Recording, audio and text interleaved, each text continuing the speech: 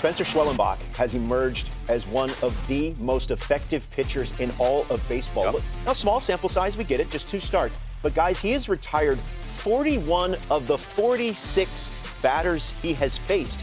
He showcases a full arsenal, uses all of his pitches. And he's playing golf. Yes, it is Masters Week. And Spencer Schwellenbach let's really leaning into the theme. Unlike any other. Spencer, we're going to give you a chance to change your background if you want to. Are you riding this out?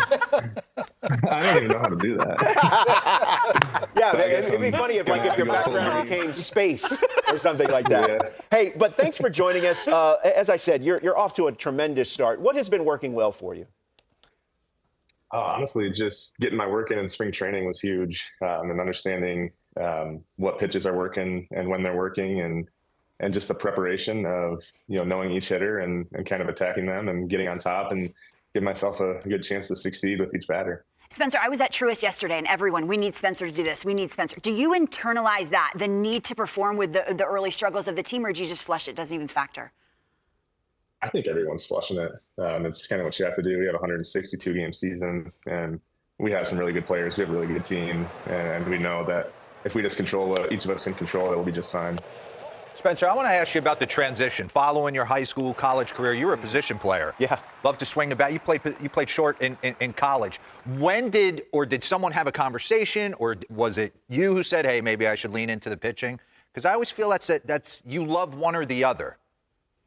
Yeah, I mean, I loved playing shortstop and hitting, and I didn't even pitch until my junior year of college, which I pitched in high school, but I went to Nebraska strictly as a shortstop. And so as a coach grab you?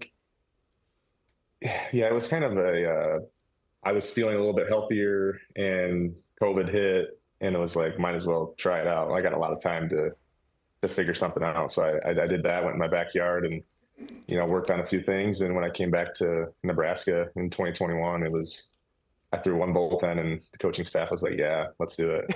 Let's do it. But yeah, it wasn't until about a month until the draft that I was like, yeah, I want to be probably going to be a pitcher. That's my easiest route to the big leagues. That's my longest, if I make it to the big leagues, that's the way it's going to be. And I think most teams knew that was my route. And your arm recovered, you were fine? Because like a lot of us all pitched in high school, and I just remember I had a heartbeat. Every time I pitched, I was like, I hate this.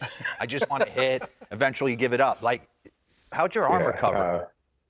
It sucked. For sure. You go play 25 innings at shortstop and 2 innings on the mound, and you do that every week. And it's like, especially when you're not pitching all the time. I took 2 or 3 years off, so when I came back, it sucked. Wow. Definitely had to, do a whole bunch of stuff just to be able to pitch, but it was a lot of fun. Hey, Spencer, looking at your numbers this year, 14 innings pitched, 14 sows, 1 walk. What happened on that walk? Yeah, what's happening? Come on. Please tell me the guy behind the plate missed one of the pitches. Yeah. No, Jackson Merrill had a great at bat, and he's a really good player. That's the guy I walked. And that was okay with you right there in that particular thing. I'll get it back going on the next dude. Spencer, you're obviously you just detailed how you're relatively new to the art of pitching, but yet you showcase the entire arsenal. You throw various pitches, a 6-pitch mix, 10% usage. Where does this seemingly nuanced approach to the art of pitching, where does that come from? See, I had a lot of time having Tommy John surgery and coming back and just working on absolutely everything that I could work on, and to give myself a chance come spring training last year, that if they wanted to get rid of a few pitches, that I still had 4. And by the time I made it to the big leagues, it was like, can you make the ball move left? Can you make the ball move right? And I was like, yes, I can. I've done it before.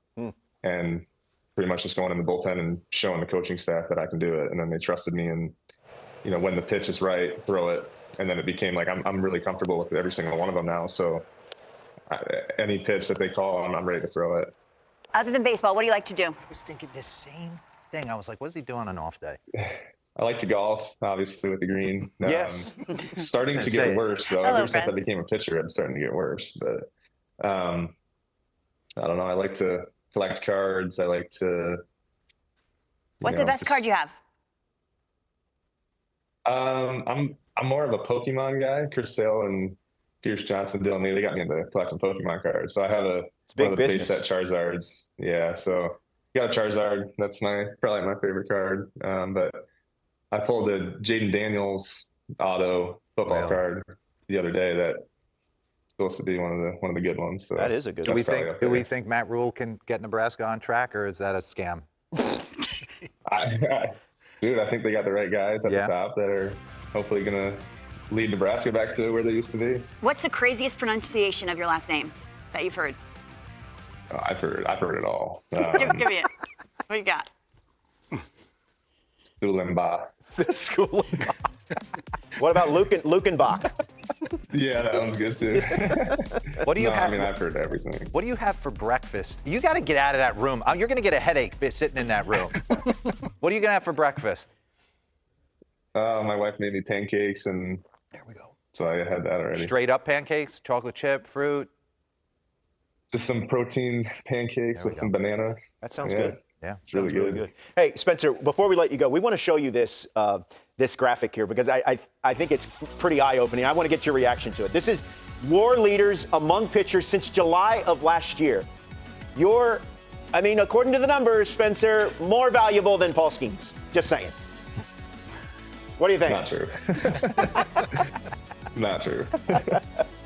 Well, congratulations on all your success. Best of luck to you and the Braves. I know you guys got a big win yesterday against the Philadelphia Phillies. Phillies and Braves tonight right here on MLB Network. It's our showcase game. Spencer, we appreciate the time. Thanks for joining us, and good luck this week in Augusta. All right, thanks, guys. Hit them straight. You got it. That's right. Hit them straight. There it is. Yeah. A tradition unlike any other. Dero, I was at Nats camp this spring, Cliff Floyd and I. Cliff is a big man, former big league player. He was dwarfed by James Wood. He is so much bigger in person than you think. And light tower power to the opposite field. Mm-hmm. And 6'7", starting last year's second half, starting to feel himself, starting to find himself. I love going back and chronicling his journey. He was a camp misser coming out of high school. We got some high school video. Let's get into it, but I want to show you what he does so effectively. The ability to stay within himself, simple move, and light tower power. When you know you can drive the ball out up the middle the other way, you don't have to cheat to anything. And this is what it looks like. Ooh. This is him in high school. You talk about a hingeless swing. This is what they search for. 6'7". Look at the way that barrel presents itself through the zone. Run this right here.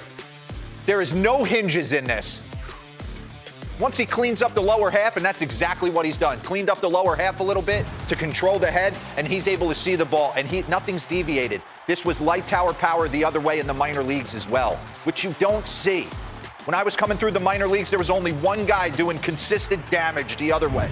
Russell Branyan, hitting 40 tanks the other way. Bring me up a board before we get into last night's ABs. Take a look at his last 70 games, last 69 games. First 21, took it on the chin, 200 batting average, 2 home runs. Last 69, he's starting to figure it out. 286, 11 homers, and on base at 379, and a slug of 502. So starting to really be a force. But again, the ability to move the ball the other way is the big calling card for him. Bring up the next board. He's always hit the ball extremely hard with a very simple move. You can see here, 53.4 hard hit percentage since the start of 2024. That's 12th in baseball. He led the minors in 2024 in hard hit percentage. So he's got a hingeless move. He's 6'7". He's just got to get to the point of contact. He actually doesn't, and we're seeing a lot of that. The Kyle Tuckers of the world kind of stopping their swing after the point of contact. Let's get into last night. Left on left, middle, no cheat to it, covering everything and just driving it out the other way. It's an absolutely gorgeous swing, and he knows he got it. Oh, how about a breaking ball? Good grief. It's all point of contact. It's the same thing if you think about it. Pause. Think about it. Try and tell the kids at home. You're taking the same swing. It's where you catch the ball. The heater, he let get a little deeper. Same swing, bang. Left center. This one, little wrinkle in it, catches it a little bit more out front, pull side for a homer. But staying big part of the field, not taking away parts of the field and trying to be a dead pull guy. This is a guy who moves it to gap, run it.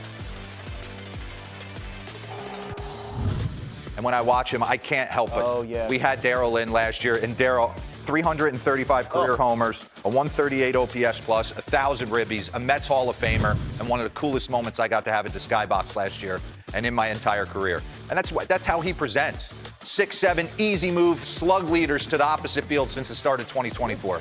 Devers, Judge, James Woods, Soto, Riley Green. That's good company right there.